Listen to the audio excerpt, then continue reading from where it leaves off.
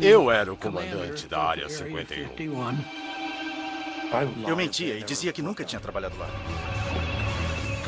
É a mais famosa base militar secreta no mundo. Nós aceitávamos estas condições. Mantenha a boca fechada. Sua vida e outras vidas dependem disso. Agora, os homens que trabalhavam na Área 51 contam suas histórias pela primeira vez.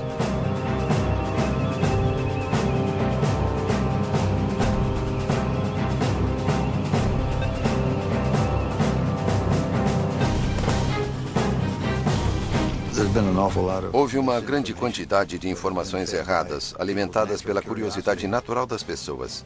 Quem não sabe o que está acontecendo quer descobrir.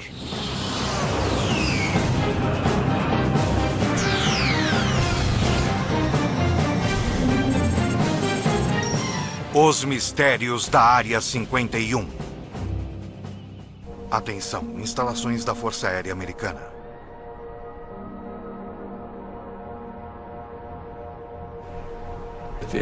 A CIA nunca admitiu e nunca irá admitir que existiu uma Área 51. Ponto final. Criada pela CIA em 1955 para desenvolver e testar os projetos militares mais secretos dos Estados Unidos, a Área 51 recebeu o nome de uma coordenada em um mapa. Embora oficialmente ela não exista, imagens atuais de satélite do deserto de Nevada mostram 7 pistas e mais de 25 hangares. Envolta em segredos, o acesso sempre foi muito restrito. Mas, finalmente, os primeiros programas que deram início a tudo estão sendo liberados e lembranças podem ser trazidas à luz. Era uma verdadeira Guerra Fria. Havia bombas nucleares destinadas a todas as grandes cidades. E era como se fossem duas pessoas. Quem vai dar o primeiro soco? Muitas vezes, a democracia tem de dar lugar ao controle rigoroso dos militares para que se possa realizar algo que permita que seu país sobreviva. E era assim que todos pensávamos, imagino.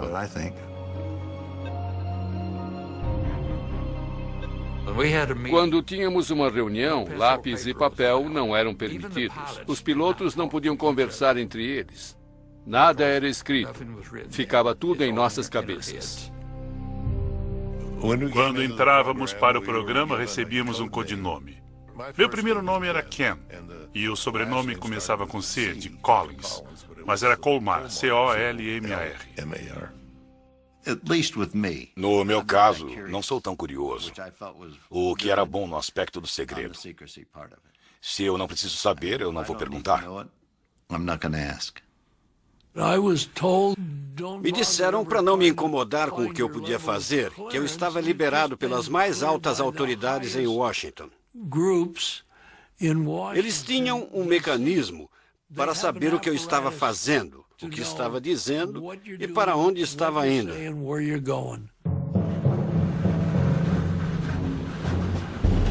A base foi construída em torno de um lago seco conhecido como Lago Groom. O lugar oferecia vantagens óbvias. Precisávamos de um bom lugar para pousar, onde pudéssemos pousar de qualquer direção, dependendo de onde o vento viesse, e um lago circular servia a esse propósito. Também era protegido por montanhas em torno dele, assim não era muito visível. Liso como vidro. Era inacreditável. Eu podia ir de carro na velocidade máxima e não sentia nenhum solavanco. Era fantástico. O Lago Groom era muito amplo. Havia vários trailers nos quais vivíamos. E havia um prédio comum onde comíamos. Não tínhamos TV nem rádio. Eu não tinha nenhuma mulher. Houve uma mulher que cuidava das finanças da companhia e foi lá e passou uma noite. Foi a única de que ouvi falar. O primeiro nome dado ao lugar foi Rancho Paraíso. Eles achavam que isso ia suavizar o impacto da austeridade. Foi uma tentativa de convencer as pessoas de que não era tão ruim quanto parecia.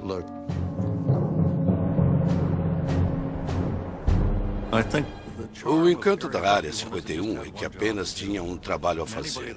E que não fosse necessário, não ia para lá. Não ia querer ir para lá. Porque não era grande local de férias. Era um trabalho muito duro. A CIA precisava de um certo tipo de homem para trabalhar na Área 51. Optávamos por ser guerreiros silenciosos. As seletivas de segurança eliminavam as pessoas que gostavam de se exibir. Eu tinha recebido minha primeira credencial de segurança. E fui ao cinema, enquanto minha esposa foi fazer compras com minha mãe. Estava no meio do filme quando entrou uma mulher, uma jovem da minha idade. E no meio do filme, ela me perguntou se eu morava em Las Vegas, há quanto tempo morava em Las Vegas e o que eu fazia. Ela não gostou das respostas. Em meia hora, ela se levantou e saiu. Muitas vezes eu me pergunto há quanto tempo ela estava me seguindo, se estava me seguindo ou se era apenas uma das garotas de Las Vegas, à procura de um cliente. Nunca vou saber.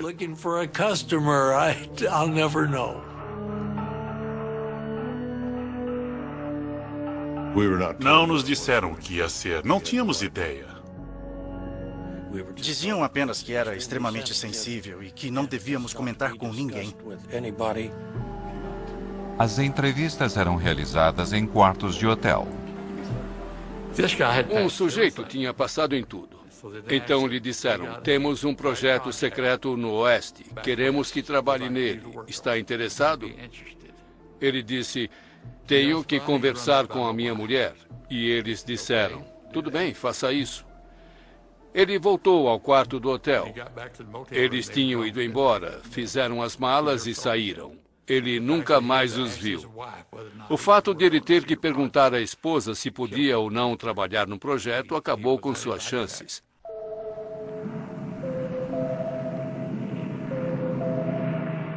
A Área 51 foi criada para um projeto ultra-secreto chamado Aquatone. Em 1955, homens da CIA, da Força Aérea e de uma divisão secreta da Lockheed vieram ao Rancho Paraíso para começar a trabalhar.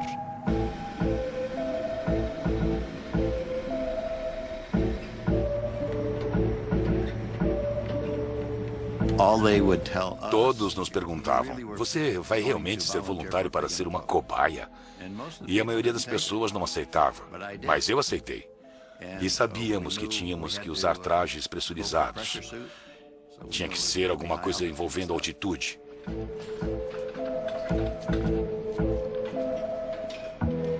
O sangue ferve acima de 15 mil metros sem pressurização. Então, se você perder a pressurização acima dessa altitude, o traje salva sua vida.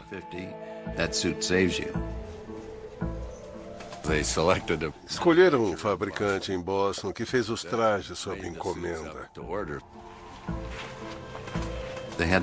Tinham de ser feitos sob medida, bem justos. Por isso fomos ao David Clark, que fazia sutiãs para a Sears. Sei que algumas pessoas estavam animadas porque era emocionante, mas eu não. Eu mal podia dormir, ler um livro ou pensar sobre o que eu ia fazer, porque algumas das missões não eram nada simples. Tínhamos que voar de uma certa maneira para conseguir fazer as coisas. Cada quilo extra, até mesmo as rodas, podiam limitar a capacidade do U-2 de voar alto. Todo o combustível ficava na asa, não tinha como não arrastar a ponta no chão.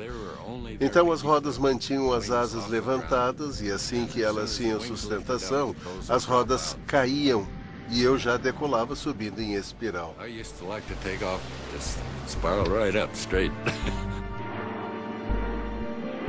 O governo dizia que o U-2 estava sendo usado para pesquisas climáticas. Essa era a nossa desculpa, um esquadrão de reconhecimento climático. Se não é um avião convencional, então o que será? O U-2 voava 3 vezes mais alto que aviões regulares e às vezes era visto por civis. Eu não tenho certeza, mas acho que vi o reflexo do sol numa janela de observação ou algum tipo de escotilha. Em meados da década de 1950, quando o interesse pela Guerra Fria e pelos OVNIs estavam no auge, eu acho que era do espaço, mas amigável.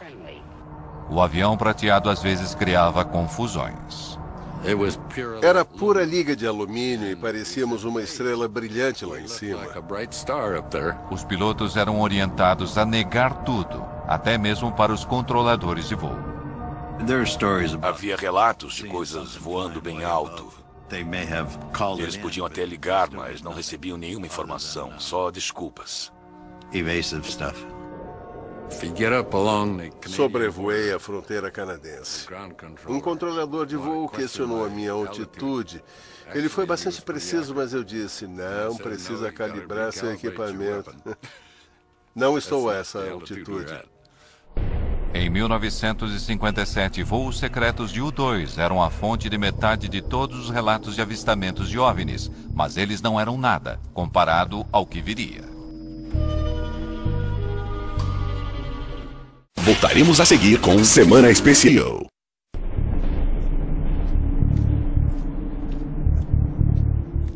A Área 51 era tão remota que a maioria dos funcionários vinha semanalmente de Burbank ou Las Vegas.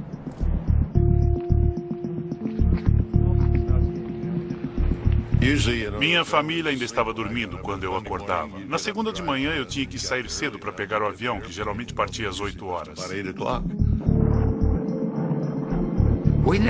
Nunca sabíamos como seríamos levados até lá. Brincávamos dizendo que numa semana voávamos com bombas e na semana seguinte com galinhas. Não sabíamos o que estava no compartimento de carga do avião.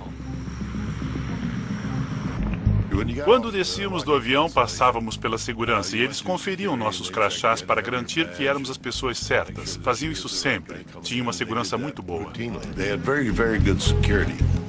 Jim Friedman se deslocava diariamente. Eu tinha 3 filhos. E na escola sempre se pergunta, o que seu pai faz? Eu dizia que consertava televisores. E a minha esposa ficava tão ocupada na criação dos filhos, em prepará-los para a escola, que ela não se interessava muito. E ela sabia que eu mexia muito com televisores.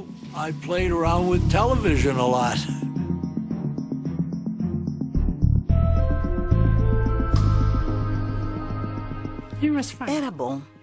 Tínhamos uma vida boa. Embora às vezes ele não voltasse para casa durante uma semana. Mas ele ligava, avisando que tinha que trabalhar. E as crianças, especialmente a minha filha, dizia, cadê o papai? Teve que fazer hora extra? Eu não sabia o que ele fazia.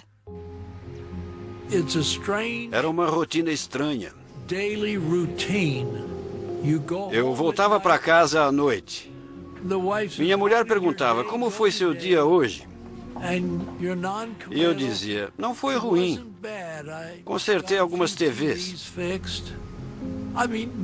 Quer dizer, ninguém vai falar. Ah, querida, conseguimos detectar a seção transversal do avião mais secreto do mundo nos mínimos detalhes. Tá bom. E o que você fez hoje? Nada. Não podíamos nem tocar no assunto. Vamos encarar a realidade sem pânico. Esta é a nossa realidade. Algum dia, bombas atômicas podem ser lançadas em nossas cidades. A insistência no sigilo total era motivada pela paranoia da Guerra Fria e o temor generalizado de que a União Soviética poderia destruir os Estados Unidos.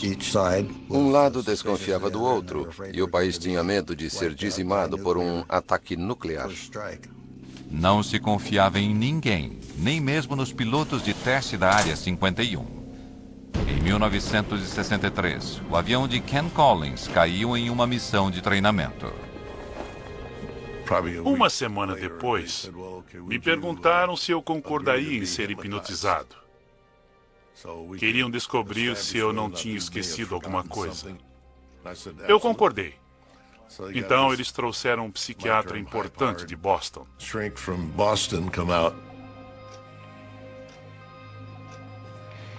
Mas ele não conseguiu me hipnotizar. Ele ficou sentado falando comigo normalmente, e eu continuava sendo como sempre fui, e ele não conseguiu me hipnotizar. Uns dias depois, um cirurgião da Lockheed chamou e perguntou se eu permitiria que me aplicassem pentotal de sódio. Eu disse que sim, que faria sem problemas. Eu disse à minha esposa que estava indo para Lockheed trabalhar. E ela disse, é domingo, você nunca trabalha no domingo. Eu disse que era um dia especial e ela concordou. Às 6 da tarde, eles me levaram para casa e eu ainda estava sob a influência do pentotal de sódio. Eles me puseram na cadeira da sala de estar, se despediram e saíram. Não falaram nada para minha esposa. Tinham levado meu carro, deram a chave. Ela ficou uma fera. Pensou que eu estava bebendo com os caras. Mas no fim concluíram que tudo que eu tinha dito era verdade.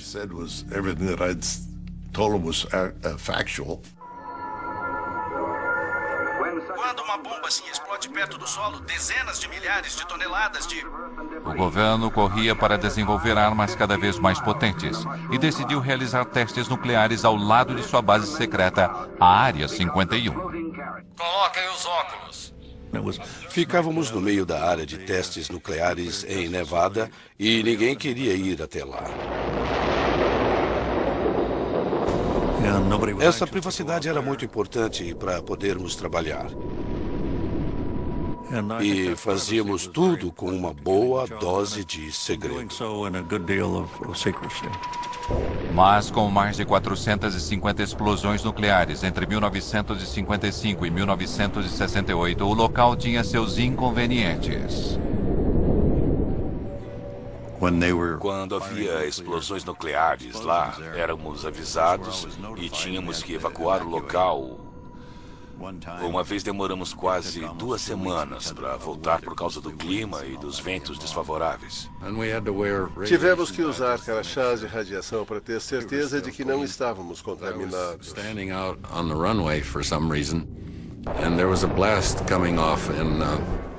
Eu estava na pista de decolagem e houve uma explosão em Yucca Flats. E eu vi ondas no solo vindo na minha direção. O solo subia e descia. Foi uma explosão subterrânea. Era inacreditável ver aqueles círculos no chão.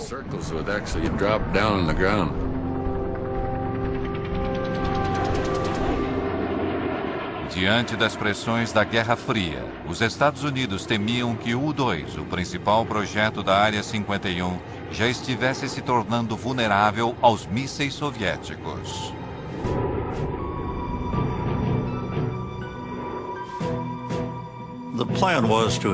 O plano era ter uma aeronave tripulada sucessora do U-2, com menor vulnerabilidade e maior capacidade. Pouquíssimas pessoas na CIA sabiam disso. No final dos anos 50, a Área 51 tinha um novo projeto ultra secreto. Em 1958, comecei a trabalhar no que era chamado de Oxcart.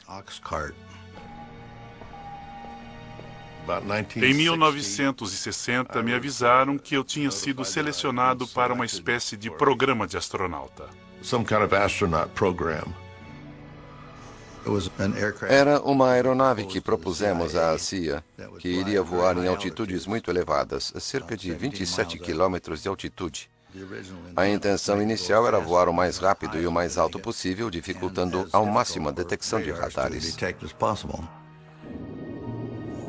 Voávamos tão rápido que, se você estivesse na Califórnia, voando no sentido norte-sul, e fizesse uma curva naquela velocidade e naquela altitude, Não ia continuar no estado da Califórnia. Era tão rápido que você sairia do estado. Durante a Guerra Fria, informações eram tão poderosas quanto armas. O Oxycart deveria ser a grande ferramenta de espionagem americana. O primeiro avião invisível do mundo voaria mais alto e mais rápido que um míssil. Milhares trabalharam no projeto do avião nas instalações da Lockheed em Burbank, na Califórnia.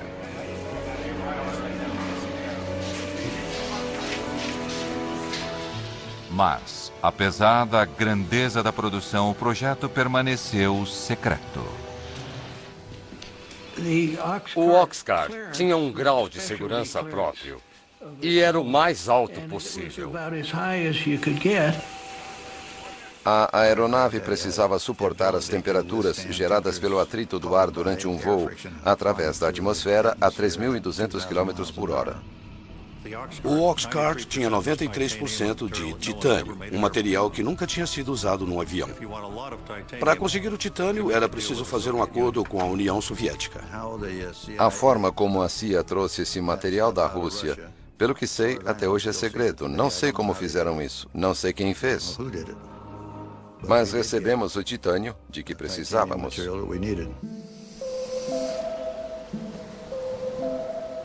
Quando o protótipo do Oxcart ficou pronto, o governo precisava levá-lo da linha de produção na Califórnia até a Área 51.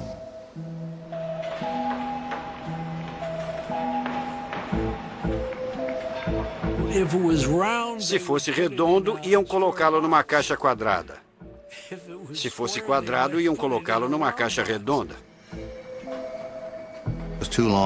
Era muito longo e as asas muito grandes. Assim, as partes foram separadas e levadas de Burbank até o Lago Groom.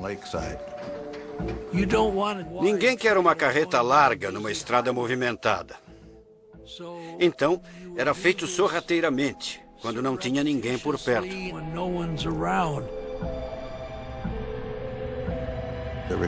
Foi preciso ajuda da Polícia Rodoviária da Califórnia, de Nevada, da CIA e de muito mais gente. O caminho teve de ser limpo, tiveram de cortar as árvores, retirar tudo das laterais da rodovia para as caixas poderem passar.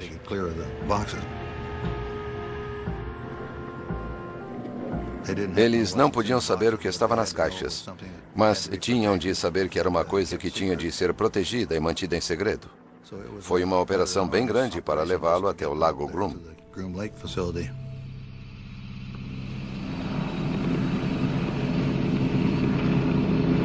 Ken Collins foi um dos primeiros pilotos a ver o Oxcart depois que ele chegou à Área 51. Eu fui até lá. O oficial de operações estava lá e me perguntou se eu gostaria de ver o que ia pilotar. Eu disse, claro. Fomos ao hangar e as janelas no topo eram o único lugar de onde vinha alguma luz. Nas sombras eu vi aquele lindo avião. Era incrível. A primeira impressão era de uma nave espacial. Voltaremos a seguir com Semana Especial Invasão Extraterrestre no Nat Geo. Dentro da Área 51, cerca de 2.000 trabalhadores tinham um único objetivo: concluir o mais recente projeto secreto. Tinha muitas coisas que as pessoas não precisavam saber. É por esse motivo que existia tanta mística em torno da Área 51. Eles não sabiam o que estava acontecendo.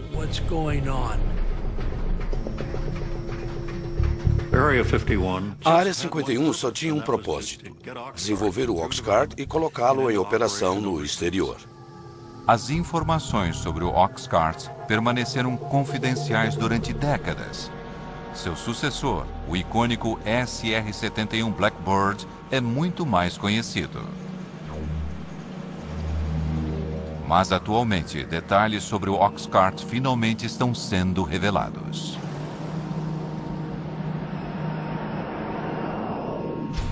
O Oxcart foi o primeiro avião furtivo do mundo, projetado para ser virtualmente invisível aos radares inimigos. Nos testes de que participei, o avião sobrevoava uma estação de radares. A ideia era descobrir se eles podiam voar sem serem detectados. Fui à sala de controle de radares para ver o que acontecia quando a aeronave passava. Eu estava lá e ninguém conseguia ver muita coisa acontecendo. De repente, pareceu que uma escada tinha caído no telhado. Era a onda de choque do avião. Ele não foi visto nos radares. Parecia que estava fazendo o seu trabalho. A aeronave podia ir de uma costa a outra dos Estados Unidos em 70 minutos, mas seu único objetivo era a espionagem. Estas imagens feitas sobre a Coreia do Norte foram liberadas pela CIA e nunca tinham sido divulgadas antes. Elas revelam a capacidade do avião de fotografar objetos no solo, voando a 27 mil metros de altura, numa velocidade de 3.500 km por hora. A câmera estava num avião voando numa velocidade de Mach 3. A resolução era de 12 polegadas, 30 centímetros. Se você pensar num objeto no chão e puser uma grade sobre ele com 30 centímetros de lado, cada um desses quadrados vai ser preto, branco ou cinza.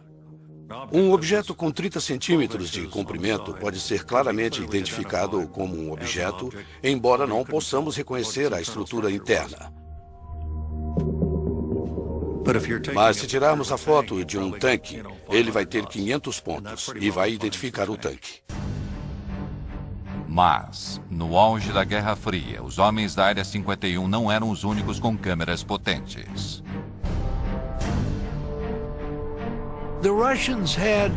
Os russos tinham de 4 a 6 do que chamávamos de latas de cinzas.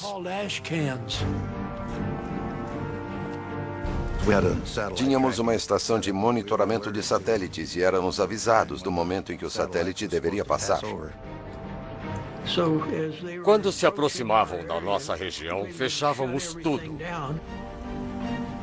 Tínhamos galpões de emergência. Se um avião estivesse a céu aberto, quando o satélite estivesse se aproximando, era rapidamente levado para esses edifícios.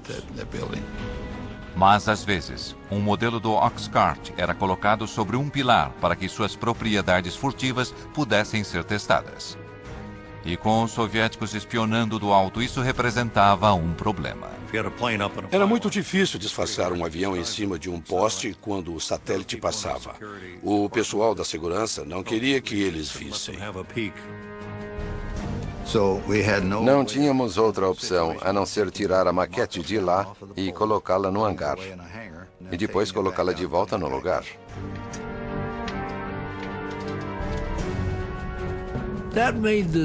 Isso tornava o trabalho muito difícil, muito difícil. Começávamos a trabalhar no avião e depois o levávamos para o hangar. E era um tal de guardar e tirar, guardar e tirar. Era um grande incômodo. Apesar dos esforços para esconder o avião secreto, agentes de inteligência descobriram que a União Soviética tinha um desenho do avião e tinha encontrado uma forma de detectar o Oxcart. Fazíamos a maioria dos testes durante o dia. A radiação do sol aquecia tudo, menos a sombra. Se deixássemos a maquete ali durante meia hora, ela deixaria uma sombra que uma câmera infravermelha conseguiria captar. Assim, os homens da Área 51 passaram a criar aviões falsos para enganar os soviéticos. Sabíamos que o satélite ia passar e desenhávamos o contorno de algum tipo de avião exótico na frente de um dos hangares. A maioria era de papelão. E um pouco antes de o satélite passar, colocávamos um aquecedor na traseira para mostrar um sinal de calor, como se o avião tivesse acabado de pousar. Queríamos que pensassem que tínhamos alguma coisa que eles não tinham. E eles, com certeza, investiram muito tempo e dinheiro tentando descobrir o que era. Em Washington, objetos fantasmagóricos pontuaram as telas dos radares. Engodos criados para proteger o Oxcart alimentaram os rumores sobre a Área 51. Caças passaram várias horas perseguindo os objetos vistos no radar. Realizamos 2.850 missões partindo da Área 51 sem que ninguém soubesse. O avião não existia e, naturalmente, dependendo da luz do sol, era visível e acabava se tornando um avistamento de OVNI. O general Sandford, diretor de inteligência da Força Aérea, confirmou que os objetos não são armas secretas americanas e afirmou que a Força Aérea vai investigar. Isso foi na época em que a Força Aérea conduzia o projeto Blue Book, investigando os avistamentos de OVNIs. Eles começam a investigar e, de repente, encontram uma parede de segurança. Disseram que era uma missão ultra secreta, tinham que inventar uma história e esquecer que aquilo tinha acontecido. Recebemos e analisamos entre 1.000 e 2.000 relatórios. Assim, os pobres coitados do projeto Blue Book tiveram que inventar uma história para explicar os avistamentos. Com todo respeito à Força Aérea, acredito que alguns deles sejam de origem interplanetária. Os controladores de tráfego aéreo tiveram de ser alertados para não relatarem algo se movendo tão rápido no espaço aéreo americano para não alarmar as pessoas.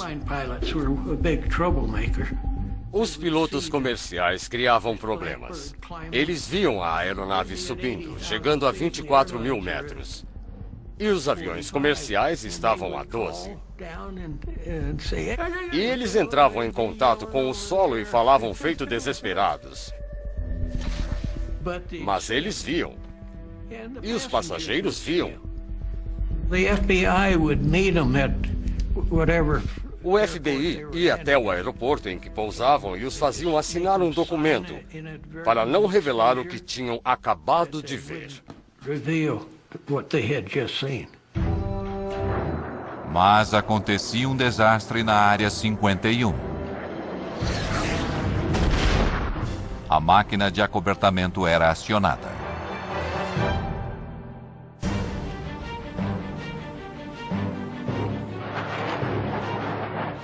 Apesar dos segredos que envolveram Oxcart, indícios de uma falha inicial estão finalmente vindo à luz décadas depois. Era um teste subsônico de motores em baixa altitude. Tive problemas para acelerar até Mach 3.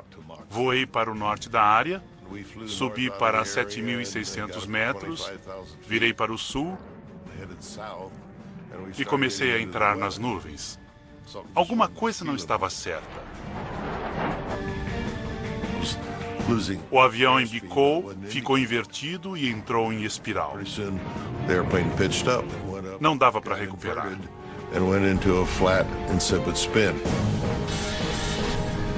Então achei melhor ejetar.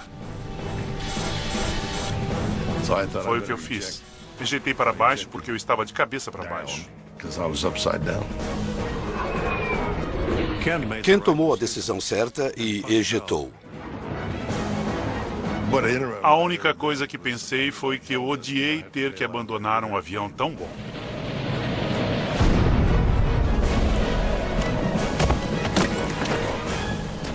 Ele desceu em algum lugar perto de Wendover, Utah. Eu pousei, recolhi o paraquedas, porque achei que ia precisar dele. Talvez tivesse que passar a noite ali e ia dormir dentro dele.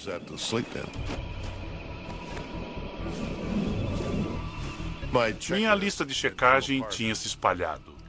Comecei a recolher algumas das páginas, eram todas confidenciais e tinham o carimbo de secreto. Tudo que eu consegui recolher eu pus no bolso. Passou uma picape no deserto e tinha 3 homens nela. Eu fiquei surpreso em vê-los. Eles disseram para subir, que iam me levar ao avião. Eu disse, não, é um F-105. Essa era a história que contávamos. Eu disse, tem uma arma nuclear a bordo. Eles disseram, é melhor você subir, vamos embora, não vamos ficar. Então entrei na frente com eles. Ficamos em 4 pessoas lá dentro.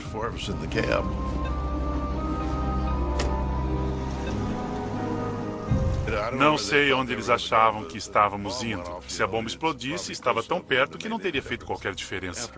Depois da história que Collins contou, eles não estavam muito ansiosos para ir até o local da queda.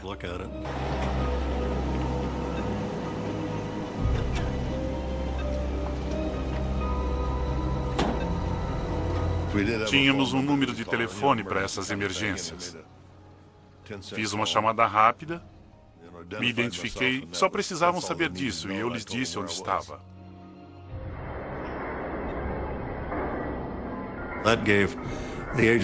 Isso deu à agência 2 dias para recolher tudo e limpar a bagunça. Do contrário, teria sido uma verdadeira festa.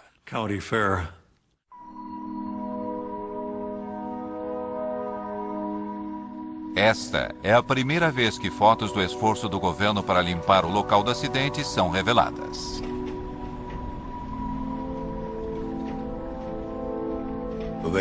Dois homens do nosso pessoal de sobrevivência, que faziam parte da equipe de segurança, mais tarde voltaram lá a cavalo e vasculharam todo o lugar para ver se alguma coisa confidencial tinha ficado para trás. Em virtude do acobertamento e da localização remota, a limpeza foi boa o bastante para manter o local do acidente em segredo durante décadas. Foi considerado um acidente de F-105. Aviões caem o tempo todo em torno das bases militares. E tudo foi esquecido. 50 anos depois, o historiador aeroespacial Peter Merlin encontrou o local do acidente que o governo tentou apagar da história. Agora estamos de fato no campo de destroços. Durante o processo de limpeza do local, as peças maiores foram cortadas com maçaricos e levadas para a Área 51 num avião de carga. Ele examinou o deserto durante anos, usando informações de documentos liberados. Este memorando secreto foi liberado pela CIA. Ele diz: todos os vestígios de 123 foram retirados do local do acidente. Minha experiência com locais de acidentes diz que sempre resta alguma coisa. Esta peça aqui faz parte da estrutura da asa. O A é de A12, W indica a asa, e 667 era o número do desenho. Isto é do interior da cabine, é o selo de inspeção.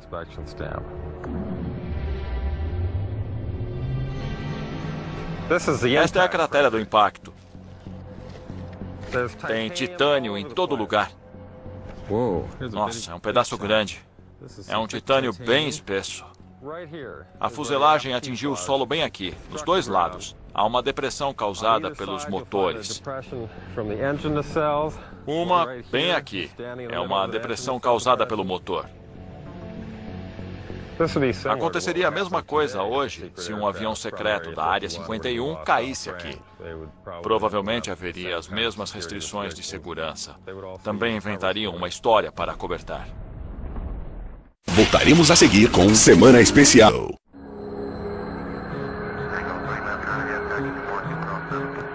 Aeroporto McCarran, Las Vegas. Dias de hoje. Um hangar particular para jatos não identificados. Diariamente, funcionários continuam fazendo a mesma viagem para a Área 51, que ocorre desde os tempos do U-2 e do Oxcart. Esses primeiros programas tornaram a Área 51 um lar permanente para projetos secretos americanos. Se você procurar nos registros, nunca houve um voo sequer no Lago Groom. Nada era o que parecia ser. Voo 963, liberado para decolar. E o mistério continua até hoje. O orçamento militar anual para projetos secretos militares é de 41 bilhões de euros. O nível mais alto na história dos Estados Unidos. Mas nem mesmo aqueles que já sacrificaram tanto pela Área 51 conhecem os segredos. Gostaria de saber o que estão fazendo, mas não sei.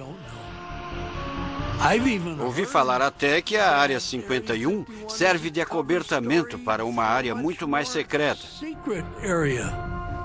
Eu não sei. Também não posso confirmar isso. Não tenho ideia. Gostaria de saber. O sigilo e os acobertamentos continuam alimentando os rumores. Há muitas situações que as pessoas não podem saber que não são verdadeiras. Por isso existe uma grande quantidade de informações falsas alimentadas pela curiosidade natural das pessoas. Se você não sabe o que está acontecendo, quer descobrir. Muitas vezes, até mesmo a especulação mais absurda contém uma ponta de verdade. Dizem que existem câmaras subterrâneas lá, túneis que vão até Las Vegas. E não existe absolutamente nada disso. Foram realizados testes nucleares subterrâneos porque na superfície espalhariam radioatividade. Mas não há nada na área. Outra coisa que dizem é que obtivemos toda essa velocidade e tecnologia a partir de engenharia reversa feita em naves extraterrestres. É verdade que fizemos engenharia reversa, mas foi num MiG-21 russo capturado em 1968. Nós o desmontamos para ver como os russos tinham feito. E então montamos de novo e voamos com ele.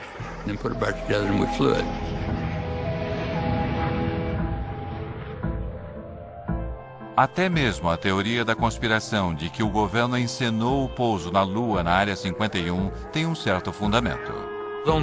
Na área de testes atômicos, testamos o veículo que enviamos para a Lua.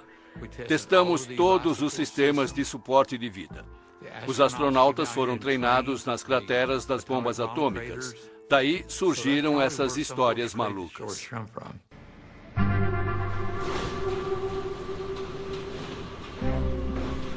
Quando as pessoas se inscreviam para os projetos do Oxcart ou do U-2, sabiam que isso talvez nunca fosse revelado. Basicamente, estavam dizendo: ei, olha, é um segredo de família e estamos dispostos a ir para o túmulo com ele. Foi uma honra muito grande ter um trabalho com tanta confiança depositada em mim, em nome do país.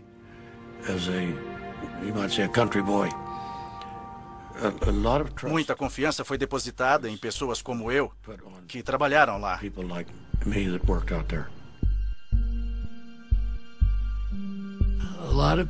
Muitas pessoas dedicaram suas vidas. Algumas famílias se separaram.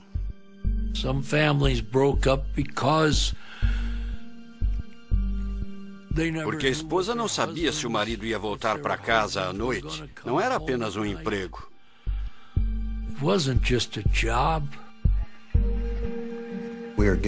Tínhamos de realizar algumas tarefas. Acreditávamos nisso, fazíamos o melhor possível. Fico feliz com o resultado. Mas quando se trata do que aconteceu na Área 51, a única certeza que temos é a de que nunca saberemos de tudo. Estou contando uns 5% do que aconteceu. Só contei uma parte da história, sério. Tenho que ser sincero. Versão Marshmallow São Paulo.